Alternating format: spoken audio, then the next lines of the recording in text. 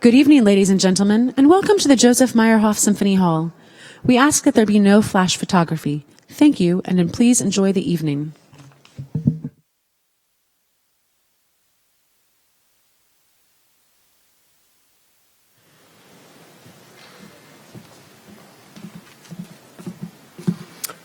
Good evening, everyone.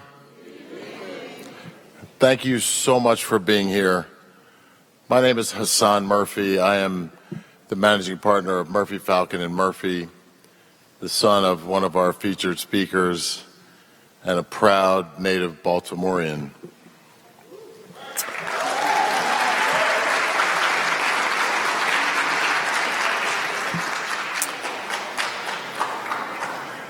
Over the years,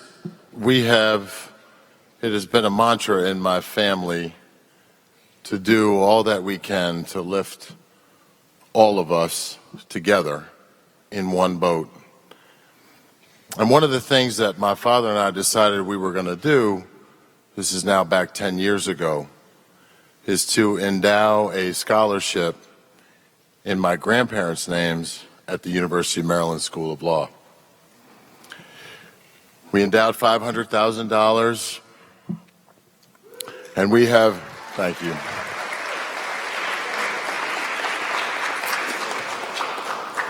And it has become our mission over the last 10 years to augment and supplement and raise on top of that to make sure that we were creating the new generation of freedom fighters at the University of Maryland.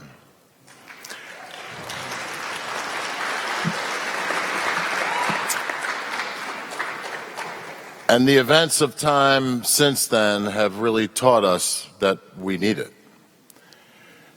And you can see day after day images of the basic civil rights of the citizens of Baltimore being trampled on a daily basis. And that was the basic purpose of what we tried to fight against in endowing the Madeline and William H. Murphy Scholarship Fund.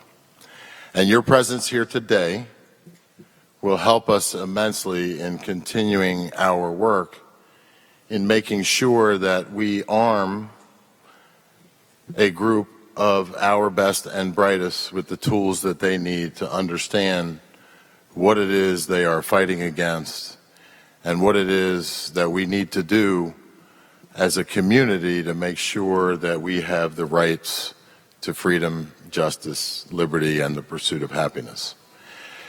And unfortunately, those concepts escape far too many of us on a daily basis. So thank you from the bottom of my heart and my family's heart for being here and supporting us. And a special thank you to our sponsors tonight. You know who you are. Some of you don't want to be identified, and so I'm going to leave it at that. But your outsized contributions to this evening and to our overall effort are truly and deeply appreciated by me, my father, and the rest of our family.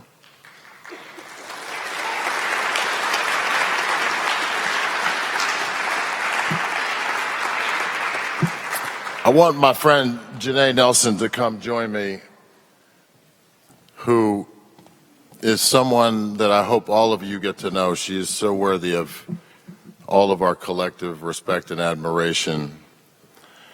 We have tried over the years to create a conversation, to make sure that we're not just having events where we eat rubber chicken and cast platitudes, but where we are having a conversation about our world, and particularly about our city, and where we come together and we get reintroduced to some of our favorite sons, like Ta-NEHISI and others who have gone on to do great things and who have something to say about where we are. And this is another step in that conversation, another conversation for us to talk earnestly and honestly about where we are and to debate in good faith, unlike the debate that is happening in the rest of our country about who we are, what is it that we want, what do we need to accomplish our goals, and how can we collectively come together to make that happen. And so tonight is another night where we hope to move the ball forward, to have an earnest and honest conversation about where we are, about what we are doing, about what our intentions are, so that we can continue to grow as a people and as a community and as a city. So Janae, my friend, who is here with us given her very special and unique relationship with Ta-NEHISI, but really born of her special and unique accomplishments.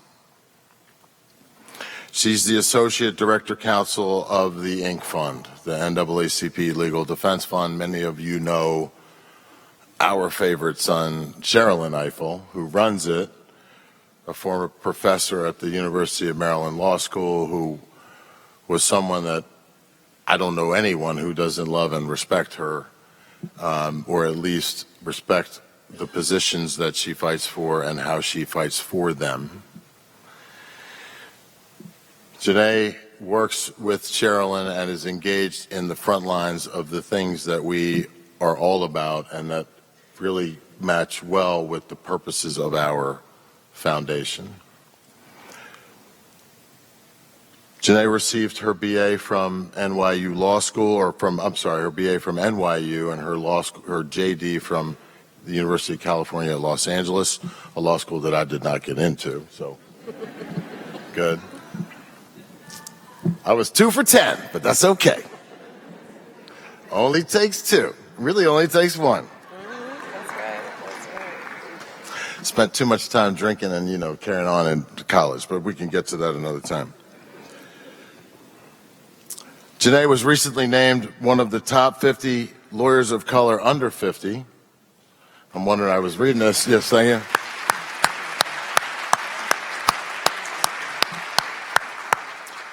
An accomplishment about which she should be proud, and I was reading and I said, why wasn't I on that list? But that's another thing we'll talk about.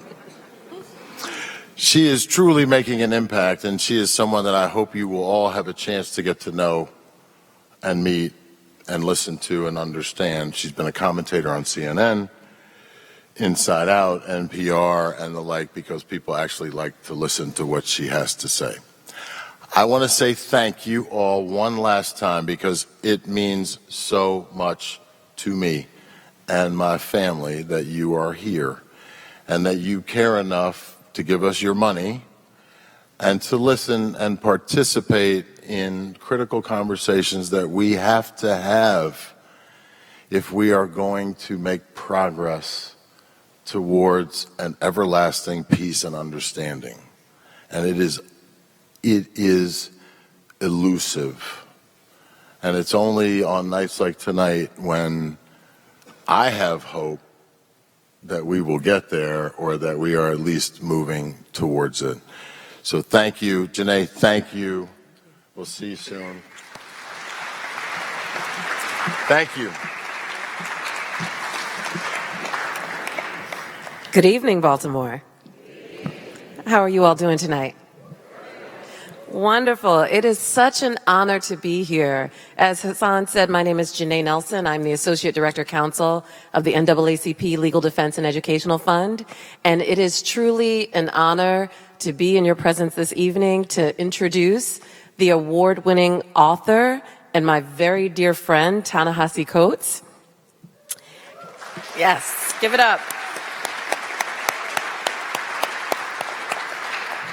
This evening's discussion about his debut novel, The Water Dancer, will be moderated by Hassan's father, our legendary lawyer here in Baltimore and throughout the country, Mr. Billy Murphy, Jr. So we have two of Baltimore's greats here tonight. But let me share a few words about Ta-NEHISI, who really needs no introduction. Ta-NEHISI is the writer in residence at NYU's Arthur L. Carter Journalism Institute. And you all are hearing this perhaps for the first time tonight, out of all the people in the country, really. He is the author of 2 New York Times #1 bestsellers in 2 different genres, fiction and nonfiction. His nonfiction work, Between the World and Me, was a #1 New York Times bestseller in nonfiction, and his debut novel is a #1 New York Times bestseller in fiction. Give it up. So the accolades for Ta-NEHISI and his work are far too many to cover here tonight, but you should know just a few. He is the author not only of the 2 books that I mentioned, but also The Beautiful Struggle and We Were 8 Years in Power. He is a National Book Award winner and a MacArthur Grant Fellow. He also received the National Magazine Award, the Hillman Prize for Opinion and Analysis Journalism, and the George Polk Award for his impactful Atlantic cover story, The Case for Reparations.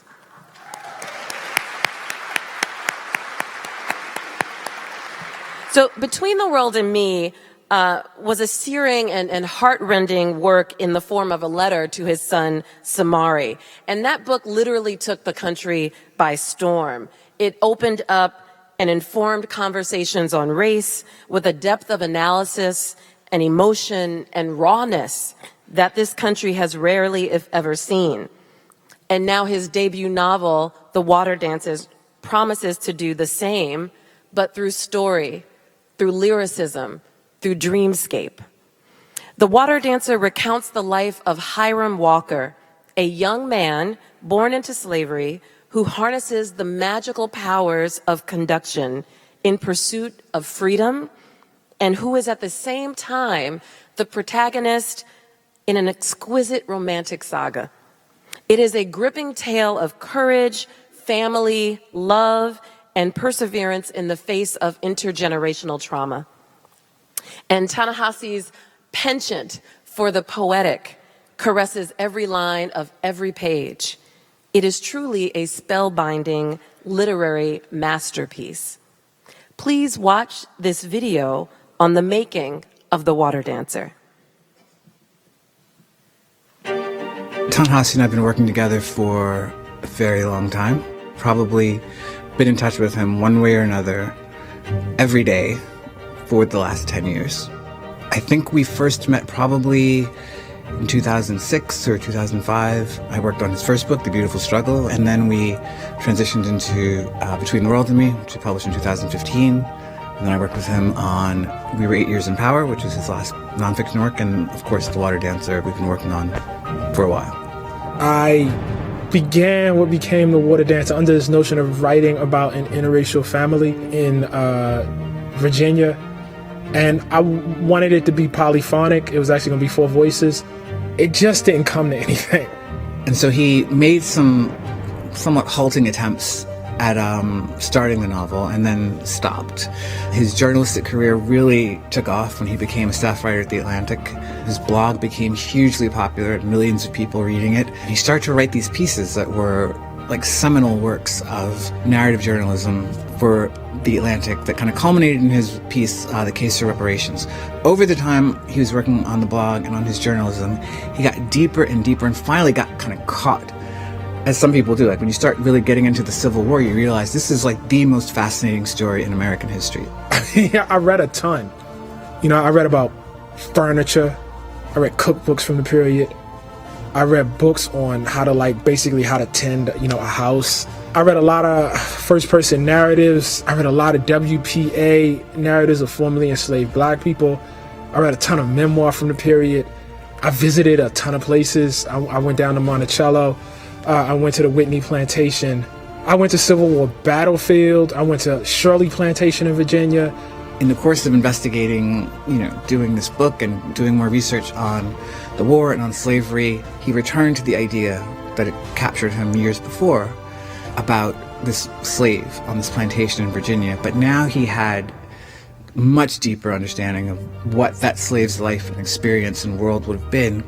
And then he connected it to this idea of a magical power that came out of his reading of William Still's records of the Underground Railroad and reading about Harriet Tubman's life and reading about sort of the magic of the experience of escape. And that connected a lot of dots for him in terms of how to turn this one person's life into the magical epic, I think, that he wanted to write. I felt like African American history, again, is often presented like eat your vegetables. And I wanted something closer to like Lord of the Rings.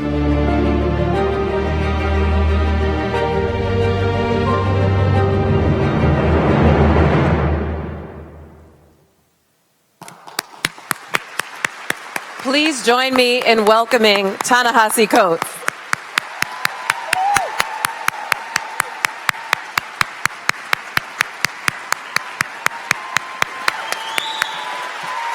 Thank you, thank you.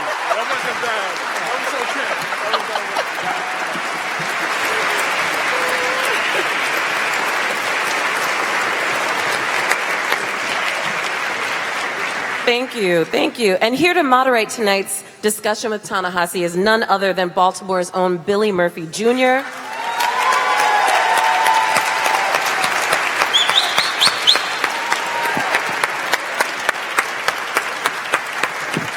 I must say, as a fellow lawyer, it is a distinct honor to introduce Mr. Murphy and to be in the city that raised another legal giant, Thurgood Marshall, who founded the NAACP Legal Defense Fund in 1940.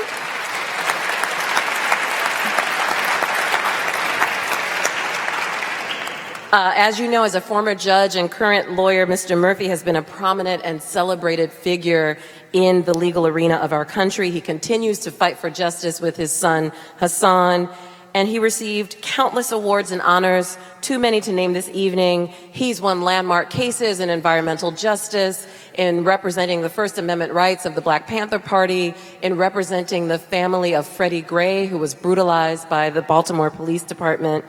He is renowned for his exceptional cross-examination skills, so I know tonight's discussion will be particularly piercing and probing, and I'm looking forward to it. And Mr. Murphy has said of his legal practice that his primary objective is to find the truth in every story and in every person that he represents. And I believe that Ta-NEHISI tried to do the same thing with The Water Dancer, and he succeeded with that and more. Even though The Water Dancer is a work of magical realism, the truth of our history, of our torture and our triumphs, of our transcendence, appears through every character in the novel, thanks to the careful and meticulous research that Ta-NEHISI tucked into every page. So I know you are looking forward to the discussion like I am. Without further ado, I turn it over to Mr. Ta-NEHISI Koat and Mr. Billy Murphy. Thank you.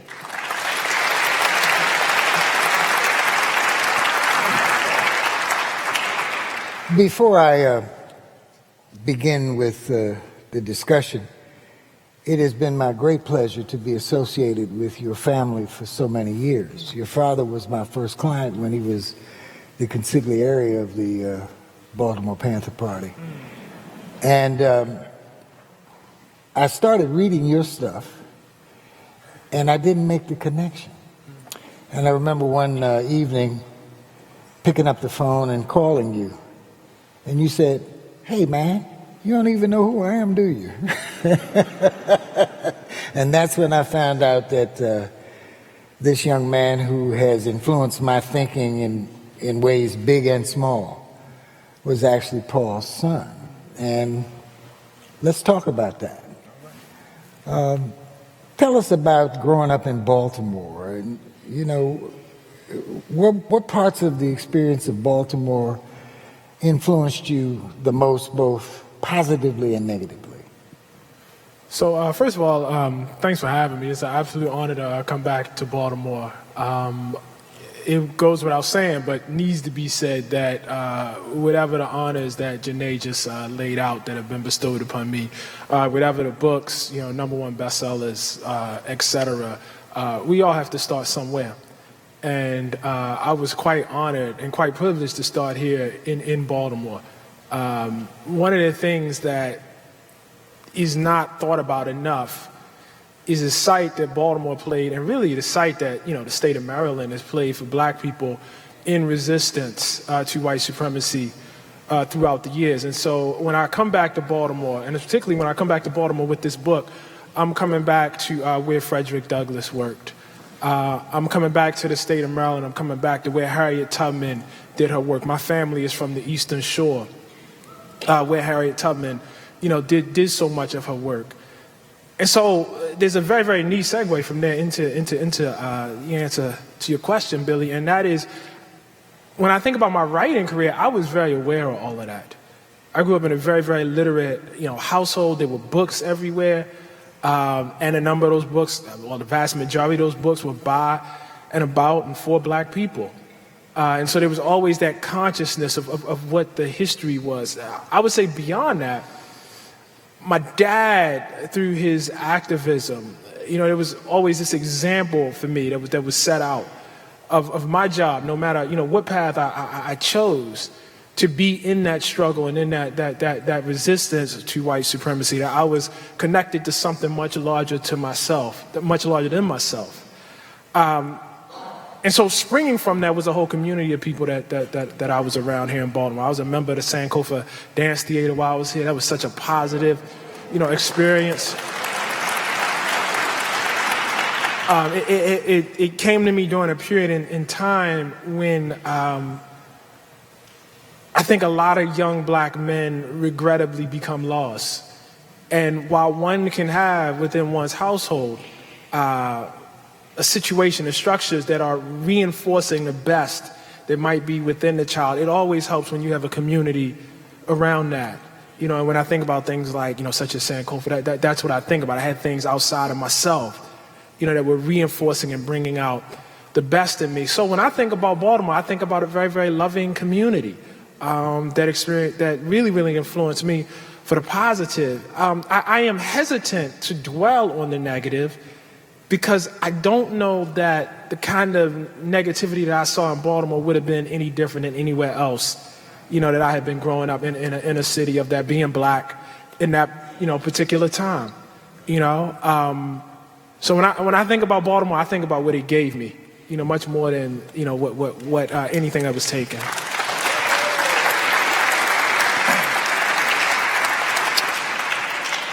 Now, I recall not too long ago that there was another person talking about Baltimore who happens to reside in the White House. And you said some pretty strong stuff. How has that thinking about him evolved? It hasn't. I mean, my man said, they are who we thought they were. You know what I mean? He is who we thought he was. And I think there were people who have been loath to come to that conclusion, because if the tough thing about having a white supremacist, an open one, in the White House is that one must then conclude that a critical mass of Americans don't view white supremacy as a disqualifying belief. You know what I mean? That's the best you can say, The worst you can say is that they actually view it as an attribute and a good thing. Certainly there are a number of Americans who believe that too. One of the things I think escapes the national press that can't really comprehend what they're seeing in Trump's behavior is the extent to which all people, and certainly people who have been raised to believe that they are gods, that they are above, human error, how much they enjoy seeing somebody put his heel on other people's neck. A colleague of mine, coined this great phrase, the cruelty is the point. People like seeing the cruelty. People like seeing, not Barack Obama, Donald Trump say, really mean and evil and racist things about Baltimore. They like seeing him say, mean and evil and racist things about Puerto Rico, mean and evil things about countries in Africa, about Haiti, because what it reinforces is the idea that these people are not just outside of the American family, they're outside of the human family. When Trump made his Baltimore comments, I heard a number of people, say, Or why is he doing this? Baltimore is America. Well, yeah, we know that. But Trump don't think Baltimore is America. Trump don't think Puerto Rico is part of America. He's not president of Baltimore. He's not president, of Puerto Rico. That's his belief. That's what he actually thinks. He thinks these places are outside of America. And this is perhaps the oldest central tenet of white supremacy in this country. That this is a white man's country. And if you don't fall within that family, you're not part of it. And so I know for a lot of people this is shocking and surprising, but I just wouldn't count myself as among those ranks. Well, I think anybody who's read what you've written is not surprised about the position that you've taken. How do you account, because you're one of the major thinkers today, how do you account for the persistence of the era of white male supremacy? Yeah, I think the country's rooted in it. And that makes it very hard to, uproot. Not only is the country rooted in it, it has, for at least much of the past 50 years, tried to deny the fact that it's rooted in it. So it's bad enough to have cancer.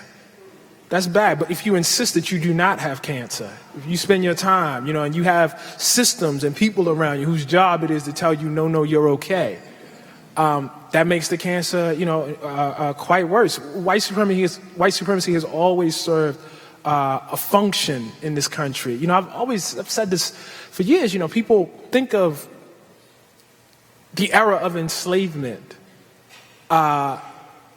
as a mistake, like everything was great, but we just enslaved some people, and if we hadn't done that, everything would be fine. But on the whole, we're great. And I always tell people the enslavement isn't a mistake. It's how all of that quote unquote greatness actually happened. That if you take the enslavement out of it, you don't have anything.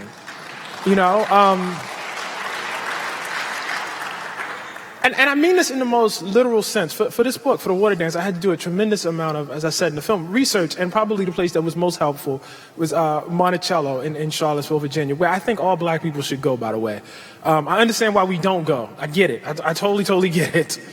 But we should go. We actually should go. It's not a vacation experience. You will not have the same experience as the majority of white people who are there. But it's an experience that you should have, because what you get to see is the home of Thomas Jefferson, who is hailed as, preeminent American genius, and was a pretty brilliant dude. And how all of that genius, all of everything that he had, was built on the backs of hundreds of enslaved black people. And you can know this, but to actually see it, to see the house, and to see the columns on the house, these beautiful, columns made and hewed from stone. And to know that Jefferson actually didn't know how to do it. That it was an enslaved man by the name of Jupiter who actually built those columns. And that historians at this very day, and archaeologists at this very day, have studied and tried to figure out how Jupiter built those columns, and they still don't know how he did it.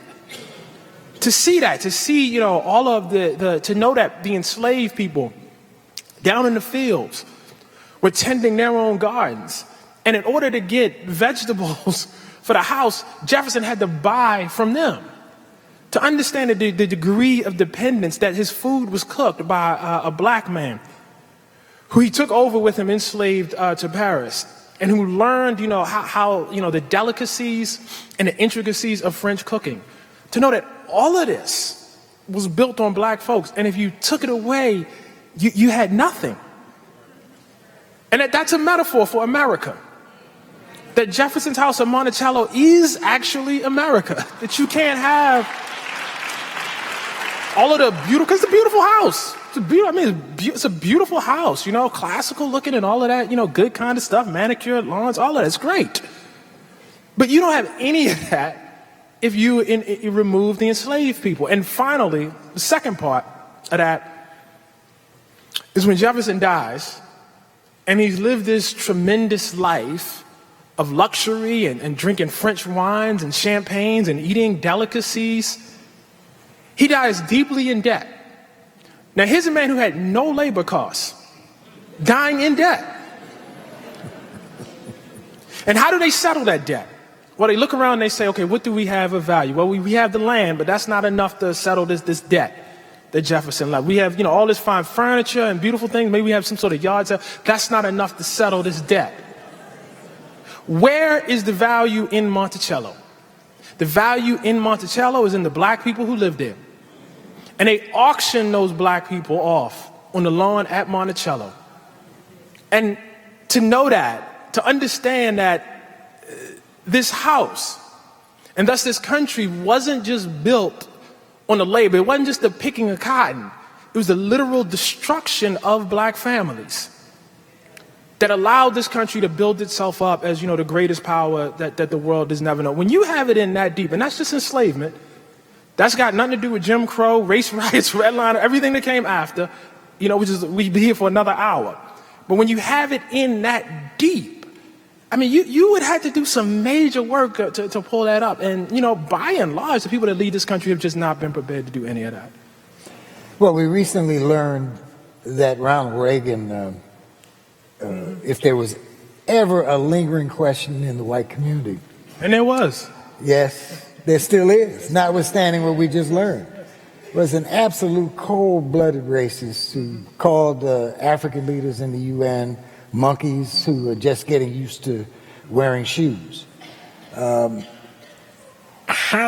have we been able to fool so many people into believing that he was a kindly old man, a little lost in his later years, who shook his head in a very ingratiating way? How have we been able to suppress that knowledge? Yeah, I think for the longest it is, in many ways, America's very, if you use, again, Reagan as a metaphor, America's very existence and story of itself as a democracy necessitates the belief that you just outlined. Because if you believe that Reagan was actually a racist and, more importantly, propagated racist policy, everything else about America's democratic beliefs come into question because people voted for Reagan. Reagan wasn't a dictator. You know what I mean? So he is a representative of substantial numbers of white people in this country who, once again, at the very least, thought it was fine. Here's a man who inaugurates his campaign by going to Philadelphia, Mississippi, the site of, one of the most notorious, lynchings, during the Civil Rights era. He starts his campaign there talking about states' rights. I think what amazes me is that people needed a tape. Like the need for a tape. It's the same thing with, Donald Trump. There's a tape somewhere where Trump said, nigga. I said, you need a tape? What's the tape going to prove? If you don't believe it, then you don't believe it, Well, I think part of the problem, though, is that white Americans and black Americans have been deliberately kept in the dark about what really happened to enslaved Africans in America and how that has affected us after 400 years of exposure to overt white male supremacy and all of the institutions that were based on it. And you can go around the country and you won't find any public school that is teaching, outside of a few black public schools that are run by aware black teachers, etc. You won't find a single public school, a public university, that makes that part of American history a required course, even in the HBCUs, because they depend so much on white money. And you know what the golden rule is, he who has the gold rules. And so there's been this vacuum on both sides where we basically live in ignorance of the reality of the most significant part of our history. Now, what do we do about that? Yeah, I think minus the will to know, those sorts of things, and those sorts of changes, it's very difficult to enact them. One of the things I stress when I discuss this, people think it's a choice. Like they think they actually have a choice to be ignorant. But you don't. You don't. The future of your children and your grandchildren depend on this. See, one of the, I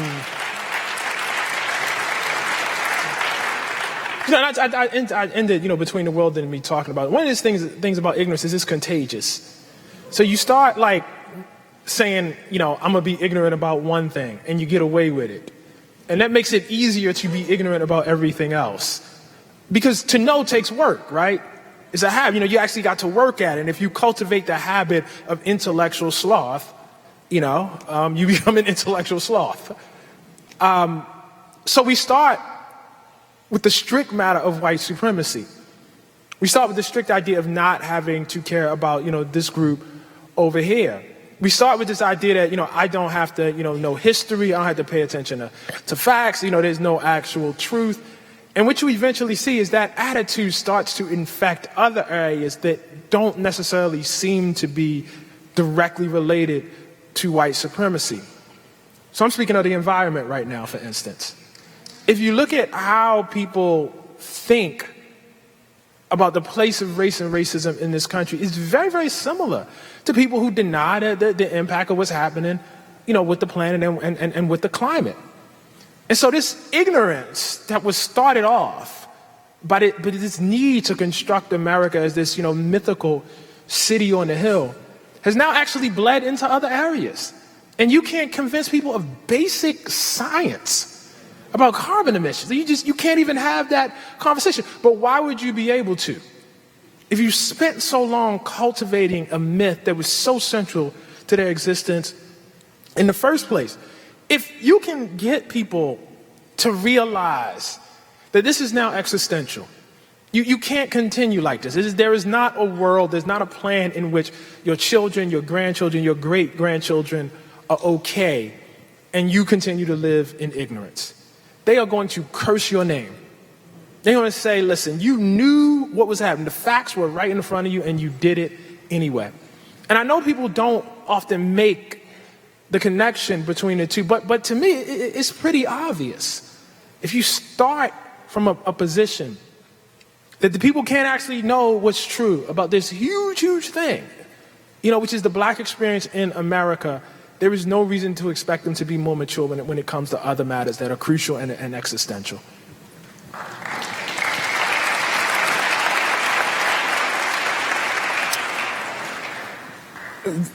Some of us believe that the truth is the first step towards finding out the solution to the problem. But for the first time in my lifetime, we have a president who literally does not believe in the truth. Every narrative that he concocts is manifestly false, not just technically around the edges, but at its core. And he has even successfully branded the press, which has usually been able to keep our presidents in reasonable check, calls it fake news, and the ignorance that surrounds him, to which he appeals every day, has latched on to that phenomenon. You and I were raised by people who really cared about our intellectual development. But millions of people are not. And we have this specter of mass incarceration that has literally destroyed the black family in many areas of the black community. Given all of that, what's the basis for hope? What's the way out? You talking to the wrong dude, man. I really don't know. I mean, I hate to be, again, I would go back to if you can get folks to somehow recognize and care about their grandchildren, that would help a lot. But that's evidently a really hard thing to do. We got ourselves in quite a mess here. We really, really did. Again, and I'm just speaking about that area, that I know that I've researched racism and white supremacy, but I am pretty sure that you could expand this out into the manifold sins and the manifold evils that we have on our shoulders. This is a country that could only really begin to be described in the most conservative terms as a democracy about 50 years ago, with the advent of the civil rights movement. we did a lot of bad in that time, and we reified a lot of really, really horrible habits. And how you begin to get yourself out of that, I don't know, but what I do know is continuing to perpetrate the lie is not a good one. It's not a good way. I do know that it's not a mistake that your first black president was followed by your first aggressively white one. That's not, that those two things go together. There's a kind of rebellion going on against the idea of a different world. It's a bind, man. It's quite a fix. Well, but one of the frustrating things that you see both as a spectator and a participant in what's going on today politically is that America has become so insular that it doesn't realize it's pissing off 90% of the planet based on its overt racism alone. People of color have now seen the light that you're not going to talk Donald Trump out of being a racist. You're probably not going to be able to influence his policies both abroad and at home insofar as they negatively impact people of color. But white supremacist beliefs are so strong that they're basically saying to hell with the rest of the world. We play by our rules and, F the rest of you. Now I'm trying, I'm trying. And so, yeah, thank you very much. Yeah. So what do we do? I mean, we are people looking for the answers to very, very important, life-determining, end-of-the-world kinds of questions. And there is not yet a consensus on what we ought to do except impeach the bastard, which I hope happens at the speed of light. So given that this is now our best opportunity to rid ourselves of this wonderful human being, what's your advice about how we ought to proceed? Now, I know you try to stay away from politics. I do. I'm about to give you costs. a very unsatisfying answer. I don't try to stay away from politics. It's not that. It's just I don't know. I literally don't know. I mean, my one of the things, and I say this all the time,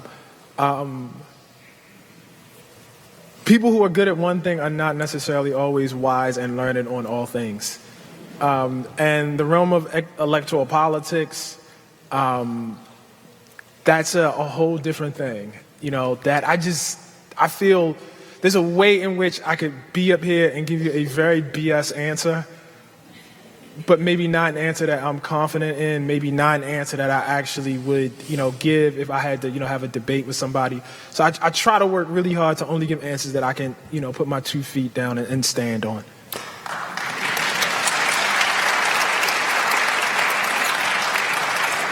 Which folds nicely into your campaign for reparations. That I have studied a little bit on.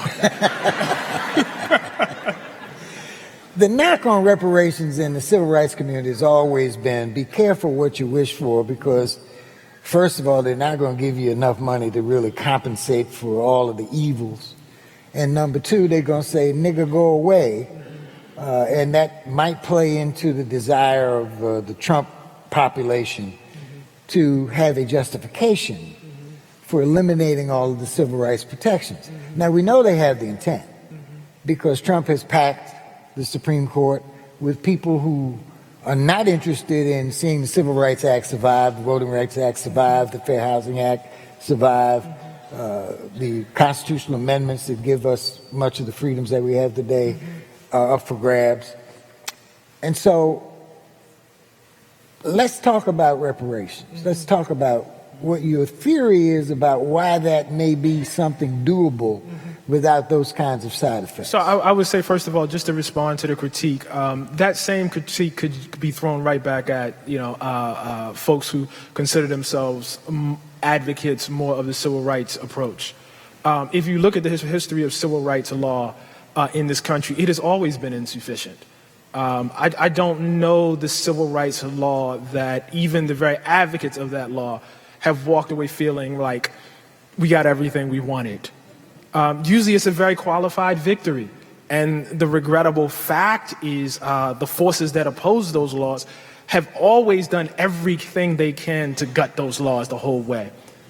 You think about, the civil rights laws, the first Civil Rights Act that was passed after Reconstruction, immediately invalidated by the Supreme Court. Not immediately, but shortly, thereafter.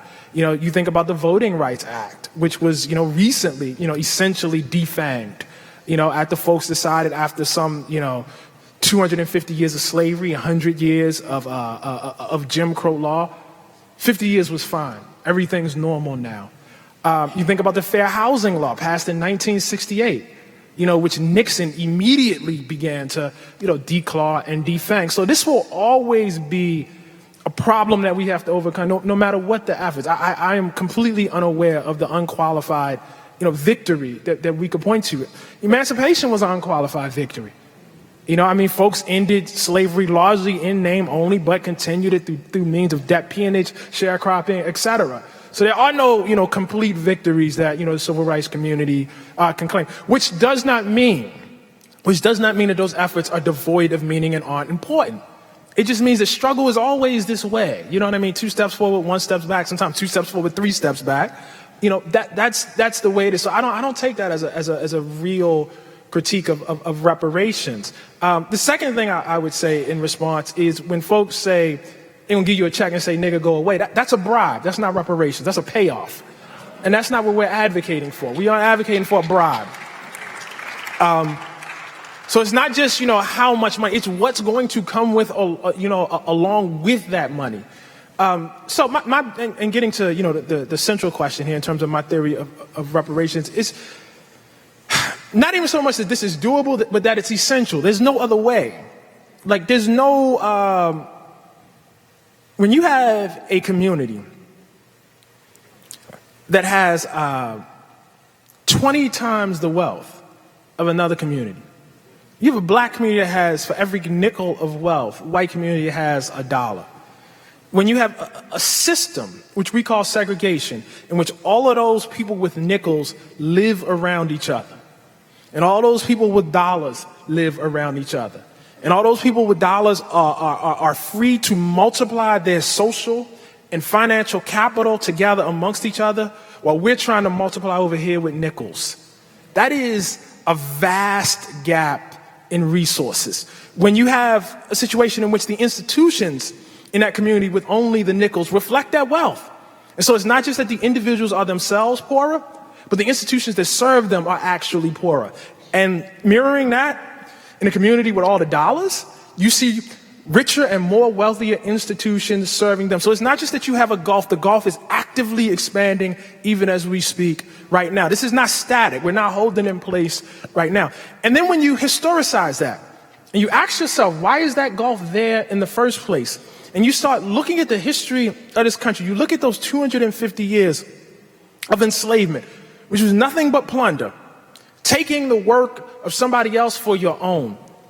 And then you look at the 100 years that passed after that, which did not constitute a period of, okay, everything's fine, go be happy and be merry, but actually constituted a period of further robbery, of debt peonage, as I said, of convict leased labor, of redlining, of GI bills made for only certain people.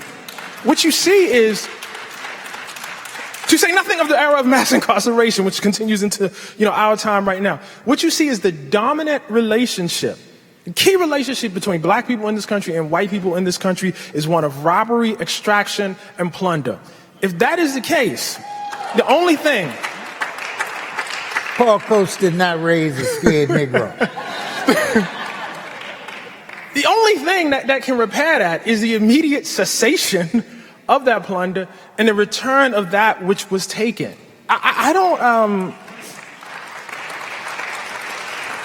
hesitate to see any other way out. So it's not even, and we can talk about ways that, it might be doable. I'm happy to have that conversation, but even the notion that there's an option, that there's a way to do this without reparations, I don't see it.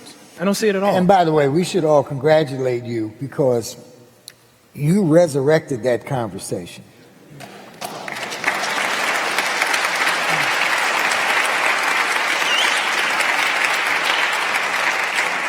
And part of the power of your voice is that you got us to a place of clarity where it's no longer debatable whether we should seek reparations.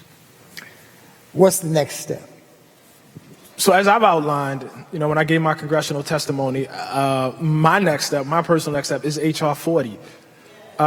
H.R. 40 is, and it's not the only next step, and I'll go to that in a second, but the immediate obvious next step for me, as far as I'm concerned, it's H.R. 40. Congressman John Conyers advocated for H.R. 40 for years.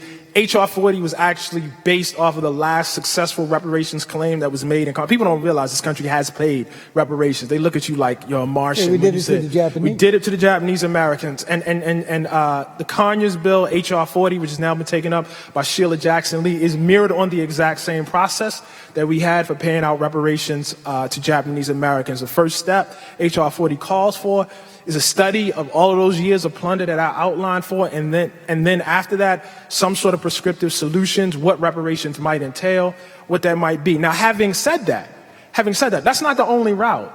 One of the very, very interesting things that's happening right now is you have students at universities across the country that are arguing that their institutions actually should be paying out reparations themselves.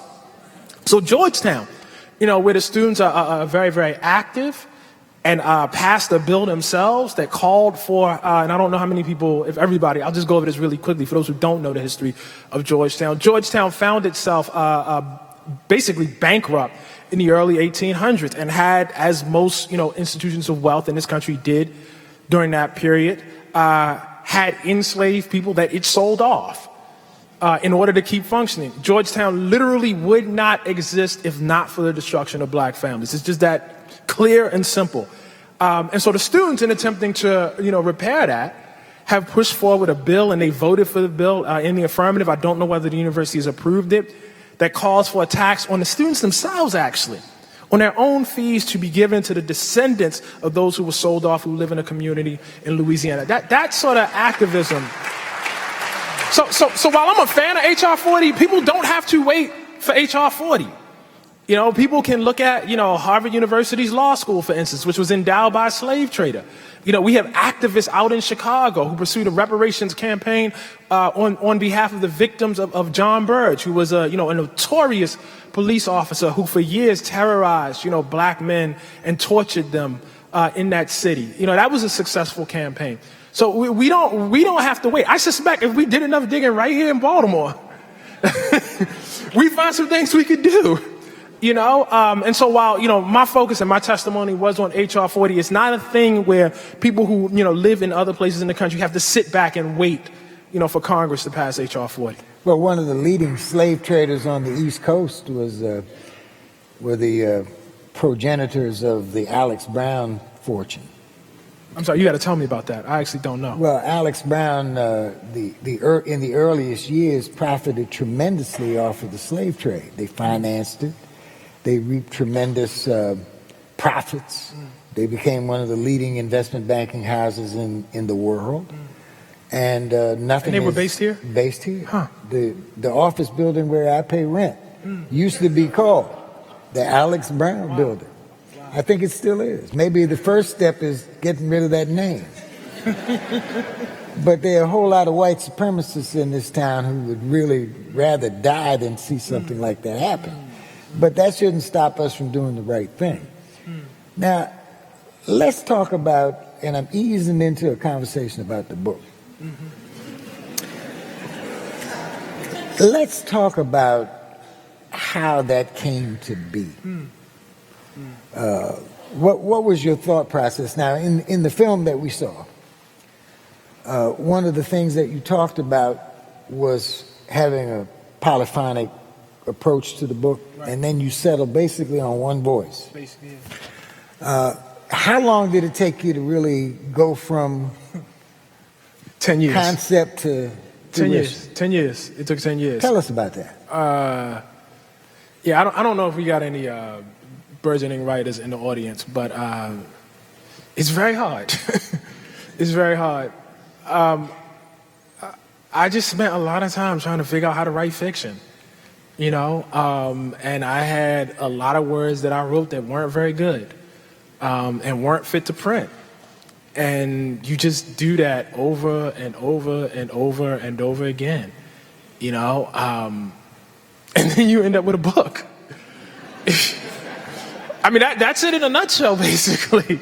You know, I mean, you write those words, you try to figure out, okay, is this getting close to the feeling I'm pursuing? Is this what I'm trying to do here? You know, if you're lucky, you have good readers around you who read your work and say, no, I don't think this is it. I don't think the rest of the world should see this. So, and then you go back to the table again. You do it over and over again. Did you have help? I did. I had plenty of help. I had a great editor. You know, my wife is my first reader. She read. Yeah, I mean, I had a lot of help. You need a lot of help. Well, there's a passage in the book that struck me like a thunderclap. Do you mind reading it? No, not at all. So, I don't know. I guess Janae told you quite a bit about the book, but basically there's a point, sorry, spoilers. There's a point where our main character, Hiram Walker, decides that he needs to, is that mic on up there? That one? Is that mic on? It might be. Okay. Would you rather use the lectern? Then I don't have to hold this. Okay. Oh, we're on page 98.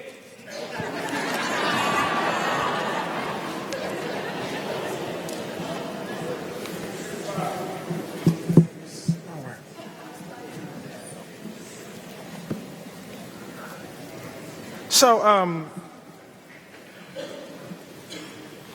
basically, what happens is there's a point in which the main character, Hiram Walker, decides that he can no longer live on the plantation of Lockless. And part of what makes him decide this is there's a young girl he's in love with. He's about 19 years old. He falls in love with this girl. And she herself is tasked, in the terminology of the book, as basically a sex slave to somebody else. And she's decided she has to get out.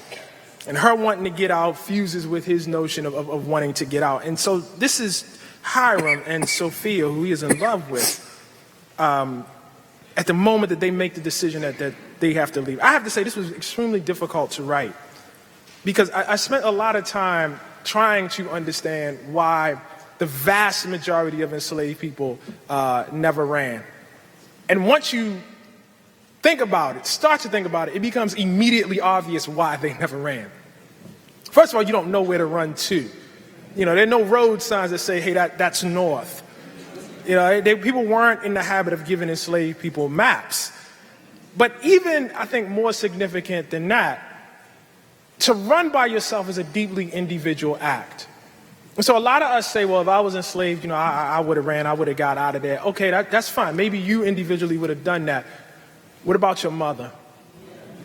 What about your brothers and sisters? What about your children? What if you knew that they would suffer in your wake if you left? And so there were all sorts of social ties that tied people. And so in such a way that in many cases staying was actually the more courageous solution. So this is a conversation, but these people are young and maybe they're not so much thinking about that. You know, they're hot in the pants and bothered for each other. So they're thinking about running. Now she turned to me, breaking her gaze into the woods. He'll never let me loose until I'm all used up, you see. Then he'll send me out of Elm somewhere and take up another colored girl for his fancy. We really ain't nothing but jewelry to them. I always known this, I think, but I'm getting older, Hiram. And knowing something is a far measure from truly seeing it. Take some time, I said. She was quiet again, and for a few moments there was nothing but the gentle clopping of the horse along the road. You ever wonder about the rest of your life, she said. You ever wonder about youngins, about any life that might be out there waiting for you? Lately, I said, I wonder about everything. I think of youngins all the time, she said. I think of what it must mean to bring something, a little girl perhaps, into all of this. And I know it's coming someday, that it ain't even up to me. It's coming, Hiram. And I will watch as my daughter is taken in as I was taken in. And I am trying to tell you that this all has me wondering about something else, about another life past the River Goose maybe past them mountains, past. And her voice trailed off, and she was looking off to the side of the road again. And I think now that this is how the running so often begins, that it is settled upon. In that moment, you understand the great depths of your peril. For it is not simply by slavery that you are captured, but by a kind of fraud, which paints its executors as gardens at the gate, starving off African savagery, when it is they themselves who are the savages, who are Mordred, who are the dragon in Camelot's clothes. And at that moment of revelation, of understanding, running is not a thought, is not even a dream, but a need, no different than the need to flee a burning house. Hiram, she said, I don't know why I come to you with this. All I know is you have always been one who saw more, who knew more. And then you met the goose. We thought you was dead.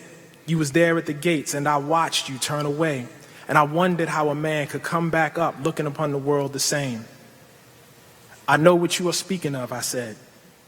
I'm speaking of facts, she said. You are speaking of goodbye. And to where? How could we live in any way out there? She placed a hand on my arm and said, how can you come up out the River Goose alive and in any way still live here? I'm speaking of facts. You can't even name it, I said. But I can name this and every kind of life that will come after, she said. We could go together. You are read and know of things far past lockless. You must have some need of it. You must have found yourself dreaming of it, waking up now and again gripped in it. You must have some wanting to know all that we might become out there. I did not answer. We can now see the great opening in the road that marked Nathaniel Walker's place. I drove past this opening, and I turned down a side path, which was our customary approach. I stopped the horse at the end of the path. Through the trees, I could see Nathaniel Walker's brick main house. I watched as a well-dressed tasking man came down the way. He nodded when he saw us, then motioned wordlessly for Sophia. She stepped out of the chaise and looked back at me. And I noted right then that she had never done this before. Instead, she usually walked right on with her escort. But now she paused and looked back, and what she said in that silence was something resolute and certain. And I knew then, looking at her, that we must run.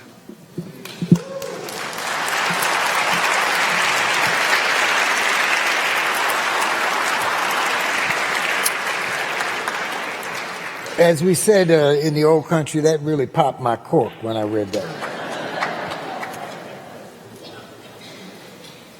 Your character, Hiram, your voice, had a photographic memory. It wasn't an accidental choice.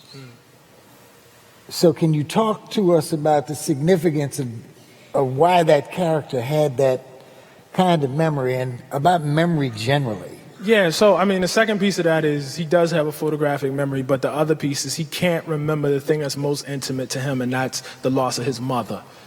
And so I think in many ways, Hiram is a metaphor, both for, us as a community, in the sense of, all the things we have, all the resources we have, and sometimes our desire to not face up to really painful things.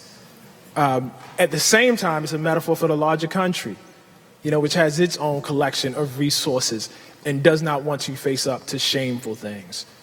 So not to spoil too much, well, I guess I better stop. People are going to get really upset. No.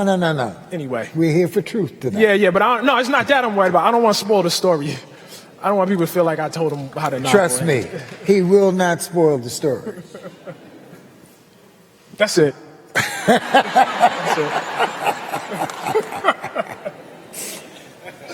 Now, you made a comment and you said this a couple of times publicly as well, that you've always regarded the obligation to read Black history similar to the obligation of eat your vegetables. Mm-hmm. And that when you were writing this book, what you had in mind was something more like the Lord of the Rings, mm-hmm. kind of epic tale. Is there a movie there someplace? Well, I would say two things. It's not that I regarded the reading in that way. It's that that's how it was often taught. That's how I think back to. I'm hesitant to criticize, my time in school, but I think back to school and how much of learning about Black History, say during Black History Month, was like this kind of rote memorization of, when Thurgood Marshall was born, for instance, where he was born. And as, I guess, cool as it was that folks were teaching it, I just learned, and I say this all, I just learned that Thurgood Marshall was a horrible student up at Lincoln University. And I wish somebody had told me that.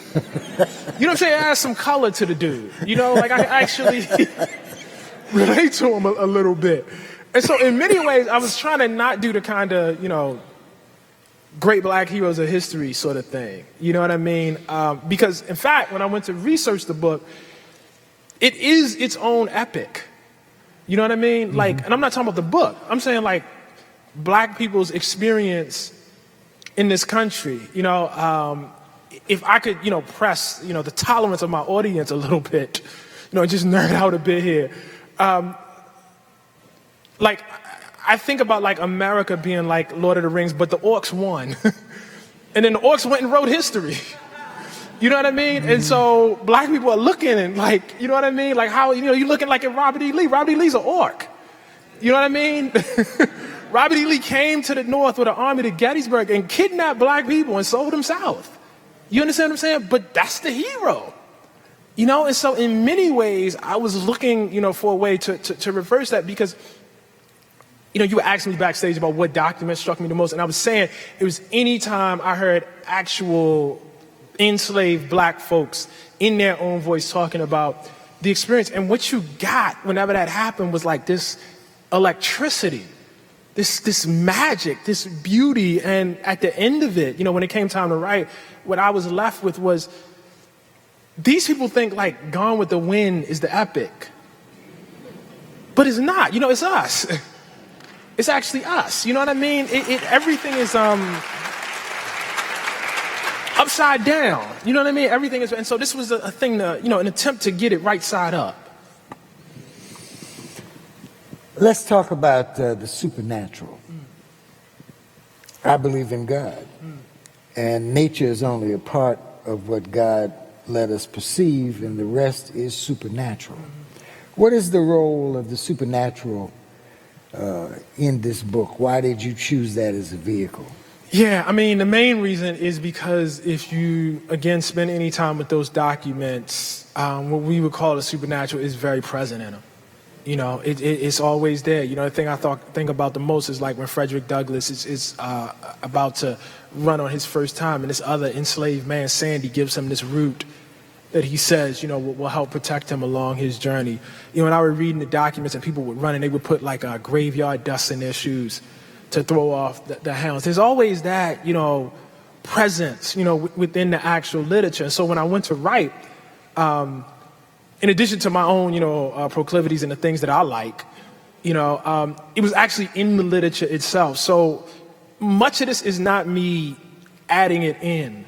It was in many ways, I felt like a representative of what was actually happening there. What was the centrality of the supernatural in the plot structure?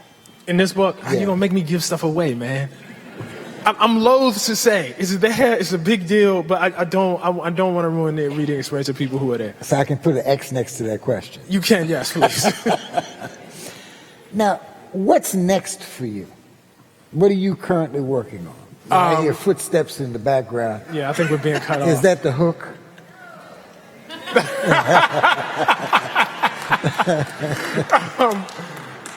I'm in week 3 of a 7-week tour. And I don't want to even think about what's next until I survive that tour. So once I get through that, I'll be good. Well, I think I speak on behalf of the world. Anybody who's truly been exposed to what you've written so far, that it is truly a gift from God that you exist on this planet.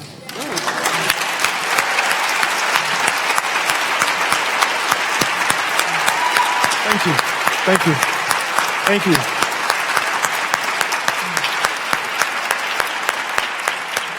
Thank you. I just want to say, whenever this is the third I guess real book tour that I've had to do, and whenever we think about where we're going to be, we always try to make a point to make sure that throughout that tour we are forging bridges, reinforcing ties and bonds with Black institutions. It is extremely, extremely important that the community that made this work possible, and in this instance, the specific community that made this work possible, is enrolled at the moment when I go out to present the work to the world, because it's for the community that the work is, ultimately made for. So thank you.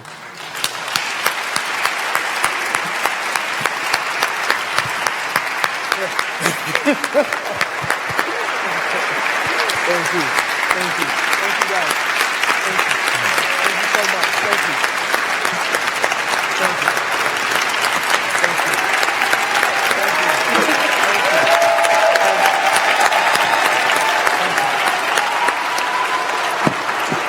Hold up. And by the way, Everybody can actually have a seat because we're not ending this. We actually have a Q&A. hold on one second.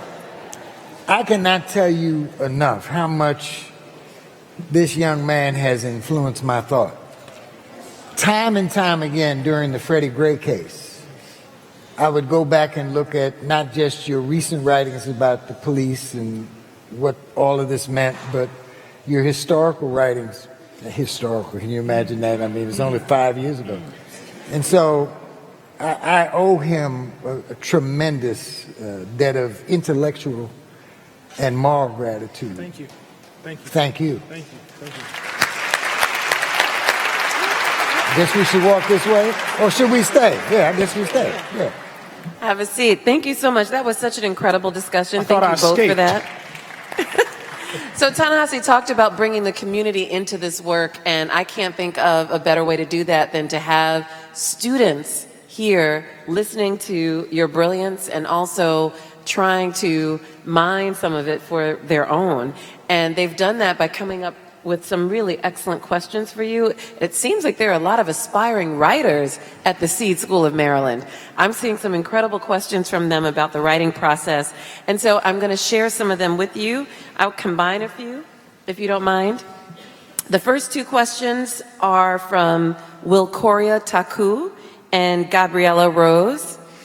And they would like to know, when is the moment that you first had your creative spark to write a book, and what made you want to start writing? Wow. That's a great question with not a great answer. My dad published the great Walter Mosley. Walter had an agent. He suggested after a dinner, for reasons that were mysterious to me, that I go talk to that agent. I did, and she said, you should write a book. And I went and said, why not? That's the literal story. Before then, it had not, I guess I had some vague notion of writing a book, but it sounded so huge, like it was so many pages. Very intimidating to write those many pages. And then, she had read some of my magazine articles and said, I think you can write a book. And, here I am, 4 books in. So that's important. The advantage I have of knowing Ta-NEHISI for so long is that I know that he had done quite a bit of writing before you got to writing books. That's true. You wrote poetry. I did. You wrote news articles. I did. So never in that process did you have the idea that you might write a book? It was like, that's what I'm saying. It was like a vague notion, but it wasn't something I was actively, all of that other stuff I was actively pursuing. I was pitching all, that sort of thing I really was after. But I didn't really know how that went. I didn't know how do people actually write books? It was so far off from me that until somebody said, listen, I actually represent people. I'm actually in this business. You should try this. That it occurred to me to really buckle down and do it. Okay. How many hours did you put in? A lot. I think the thing that, if there are young writers, or being that there are young writers, I think the thing to remember is that the point from idea to actually publication always involves tremendous amount of failure. And so I wrote a book proposal that that basically got refused by everyone. Now, book proposals are long. They're like 40, 50 pages. So I wrote one of those, basically to no avail. And then I wrote another one, and only one person bid on it, and that became the beautiful struggle. You got to enjoy the process. You really have to enjoy the actual doing it, because if you're only doing it for outcome, you're going to be in trouble. Because most of the time, you're going to fail. Failure is part of it. Failure is part of life. Hopefully at some point after this, I'll start, another, book proposal. Or another book, I guess. And I probably will write many bad versions of that will fail. That's a built-in part of the process. But if you like doing it, it makes that a lot easier to take. Well, that brings me to a perfect question from Sonia Conte. And she wants to know, how do you know when you've written a good story? How do you know when you actually got there? I don't know. That's tough. You don't know. When you're happy, I'm happy with this. But most of my own writing that I'm happy with, 4 years later, I don't even really look at. That is probably for people outside of me to judge. Because once again, you're so within the process, you're so within the act of creating, and you know everything that went wrong, up to everything that, actually, got to the point of publication. I feel really good about The Water Dancer. I feel really happy to share it. That's probably about the best I could get to. What's your previous most favorite book? That's like children, man. Can't pick a favorite kid, bro. That's a tough one. You love them all. I do. I love them.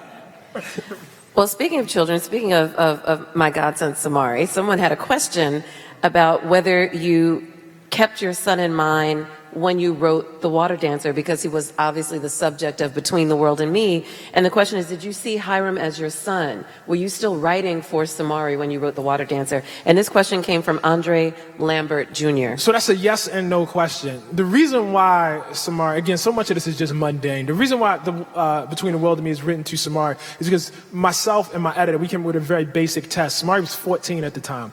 But he was a kid who read, he was a very literate kid. And so the idea was a 14-year-old literate kid should be able to read this book. And if we do something beyond that, we've messed up. And that was the test for The Water Dancer, too. It was the same, just the same sort of thing. So I guess I kind of had him in mind, a little bit. Is Hiram my son? I don't know. There's probably a lot of me in Hiram, more than there is of Samari. And then a lot of things that are not me. But there's probably some version of myself. But there's actually some version of myself in all of the characters. Some version of myself in Sophia. Some version of myself even in the white characters. Wonderful. So a couple of other questions about the writing process by Terrence Black. How do you stay focused throughout the writing process? Do you ever feel overwhelmed by the number of creative ideas that come to you? And how do you deal with writer's block? No, I don't know. I love what I do. I feel extremely lucky that, I have the luxury of being able to make a living, doing what is essentially a hobby to me. I don't believe in writer's block. I think what happens is, and I say this to my kids at NYU where I teach, I think relatively young writers go out with their friends and and they all get together and they have their beers and one of them who fancies himself a writer tells a story and says, wouldn't this make a great story? And they're all, on their third or fourth beer and everybody's happy and they say, yeah, that's a great story. You should write that. And the kid says, okay, I'll do that. And then the kid goes to bed next morning, gets the coffee, going, and in the harsh light of day, tries to write that, and it looks like trash to them. And then they say, okay, well, I guess, I can't, write. And maybe they come back the next day and try to write, and the only thing that's occurring to them is trash, and so they never put it down. And then they come to a professor, like myself, and say, I have writer's block. But what they fail to understand is putting down the trash is the actual act of writing. All writing starts off as trash. It's all bad at the beginning. Everybody's. Even mine, especially mine. Especially mine. It's always that way. And the difference between writers and non-writers is writers are able to see their own terribleness and bear it. and understand that writing truly is not so much just writing, but actually revision. And so they can write something, go to bed, come back the next day, revise it a little bit, go to bed, come back the next day, revise it a little bit, work on it, hopefully so that it gets from trash to passable. And that's a good thing. That's a really, really good thing. That's what you're going. Something that, someone can read and say, not bad. Because most people can't do that.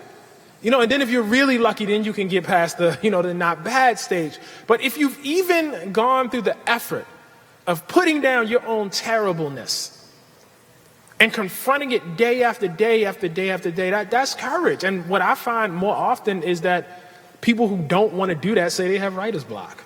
Mm-hmm. We all have writer's block. Mm-hmm. We got to write anyway. Mm-hmm. Mm-hmm. Who were... Everybody starts with some kind of role model, somebody who influences them in the development of their craft. It can be your first love of somebody you wanted to be like. Who were your earliest influences? Oh, it was rappers. That's easy. Yeah, it's like Rakim. I mean, that was who I wanted to be like, and I just ended up here. But those were like the first people who were from an experience that was similar to my own and made it sound beautiful, which is all I'm trying to do, by the way. It's the exact same thing. So 2 more questions. One from Genevieve Madden. She wants to know, what events or political topics would you like people to pay more attention to? And is there anything positive today in America's society that you are especially proud of? So what do you want people to pay more attention to, and what are you proud of in our world today? Yeah, I mean, in the first question, I don't really approach it in that way. I think people should be deeply concerned about the future of their world and the survivability of their world. And obviously, as I outlined, our climate change, global warming, I mean, this is the biggest existential crisis that we've ever faced. So I think people who, as I said, care about their children and their grandchildren should be thinking about that. What was the second? What are you proud of in our society today? What are you most proud of? See, that's why you didn't remember, because you hate talking about that. I don't think about society or the country or the world in those terms. There's actually very little I'm proud of, and probably very little I'm actually ashamed of. And I mean that about America in and of itself. The problem with America is not a particular evil. The problem is a need to believe that it has a particular good. So it's not that you're worse than everybody. I mean, in some cases you are, but it's not overall that you're worse. It's that you believe you're better than. That's the problem. Like you think like the kind of errors and the evils and the mistakes and the flaws that human beings commit and have committed outside of history, somehow America has escaped them. And that's in, America's own, this idea of American exceptionalism. Reagan talking about the shining city on the hill. This belief that America is special, is probably, the biggest problem. So that, like, I don't think in terms of pride, America's my home, and home is like family. You don't get to choose it. I'm from here. You know what I mean? I'm not going anywhere else. I love it. And the way I show that love is not through flattery. It's not through, roses. You know what I mean? And talking about how great my home is. It is, the same way that people who have historically loved me have shown love for me. And that is by telling me the truth. Mm-hmm. That's love. Mm-hmm.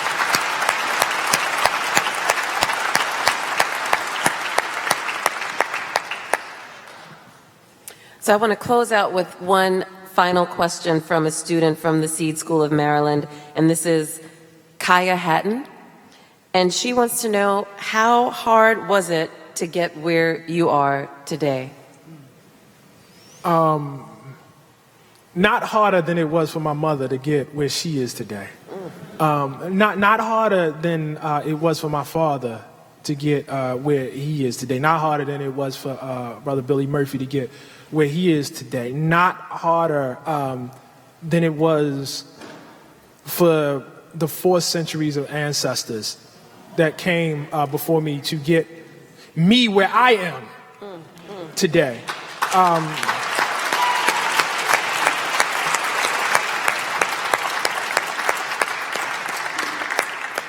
I don't do too much dwelling on that.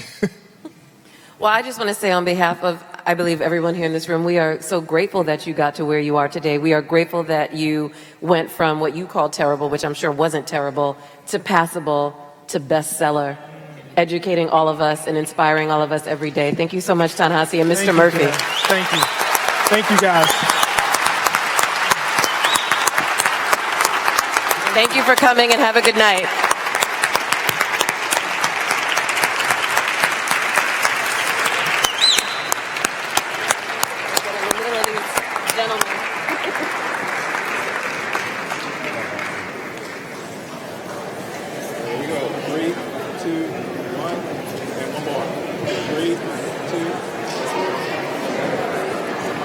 Thank you. Thank you. That That was great. You were awesome. Oh, thank you. Oh, this was fantastic. Oh, thank you. Thank you so much. Thank you. This was excellent. Excellent discussion. Thanks.